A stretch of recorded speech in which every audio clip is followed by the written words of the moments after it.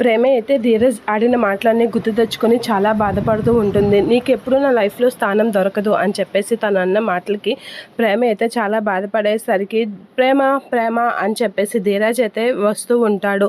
అలా వచ్చేసరికి ప్రేమ అయితే ఇక ఒక దగ్గర కూర్చుని అలా ఉండేసరికి ఏం చేస్తున్నావు ఇక్కడ, నీకు ఒకటి తీసుకొచ్చాను సర్ప్రైజ్ అని చెప్పేసి అంటూ బ్యాగ్ దించి ఎంఎస్సి పేపర్స్ అప్లికేషన్ అయితే తీసి చూపిస్తూ ఉంటాడు. అలా చూపించగానే ప్రేమ అయితే అలా చూస్తూ ఉంటుంది. ఇదా నీ డ్రీమ్ని ఇప్పుడు ఫుల్ఫిల్ చేసుకో, అప్లికేషన్ ఫిల్ చేయి, ఫీజు కట్టేస్తాను అని చెప్పేసి అనేసరికి ప్రేమ అయితే అలా అప్లికేషన్ వైపు చూస్తూ ఉంటుంది. ఏంటి అలా చూస్తున్నావు, ఇది నీ డ్రీమ్ కదా, నువ్వు చక్కగా ఎంఎస్సి చేస్తే నీ లైఫ్ నీ డ్రీమ్ క్లియర్ అవుతుంది అని చెప్పేసి అంటూ ఉంటాడు ధీరజ్.